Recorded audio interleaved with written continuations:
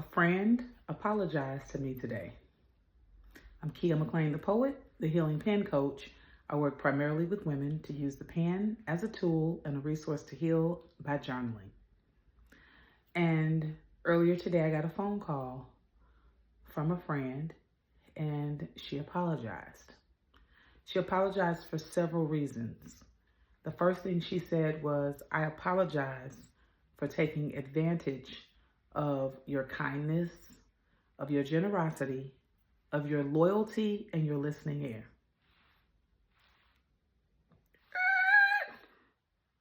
Rewind. She genuinely apologized. She then went on to take accountability for some things that she had both did and said, which caused me to tell her that that would conclude our friendship and our relationship. Now, here's the thing. I can accept an apology. I can accept the fact that someone was wrong. I can accept that someone used bad judgment. I've done all of these things. What I cannot accept is repeat behavior, because repeat behavior shows me that's who you are. I've said this in another video. When people show you who they are, please believe them. Please watch their track record and understand that the patterns that they're showing you are the patterns that will repeat themselves. When I write in my journal and I reflect back on my interactions with people, because I've been journaling for a long time, I know what type of things to document and what to note, because that gives me a reference for when I go back and assess and observe, right? So if I notice that you are not present when we're hanging out, or you're always cutting me off when we talk, or I'm only the friend when you need something, or you are always negative, you always have issues and problems. These are things that I'm noting in my journal, because certain characteristics will repeat themselves. I also note when people are supportive and positive, when people are giving me great feedback and also being honest with me, when people are being very transparent and also vulnerable. So I note the things that may appear to be positive to some and negative to others.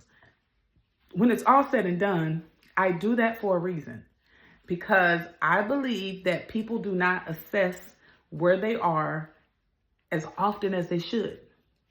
So I am a person who has friends I have long-term friends, and I have great, amazing friends who I've had for 15, 20, 25, and up years. I don't just note the fact that they've been my friends for these lengthy amount of years.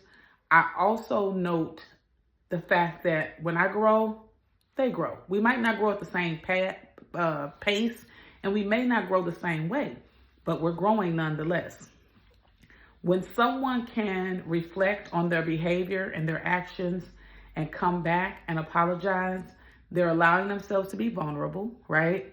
They're holding themselves accountable for their actions, which I respect.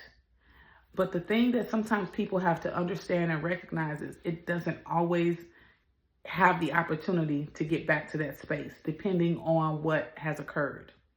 So a lot of times it's important that you honor the connections and the relationships that you have, because like I told her, sometimes we sabotage the best things that have entered our lives. And a lot of times once you sabotage it, there's no coming back. There are people who have sabotaged their relationship with me and they will never get access again. I don't believe that people who don't see your worth and value the first and even the second time around will see it the third time around. And so I just bow out of those types of connections, because I know what they are. You have to be able to know what you're dealing with people, especially as you grow, especially as you heal, especially as you evolve in this world where change is always occurring.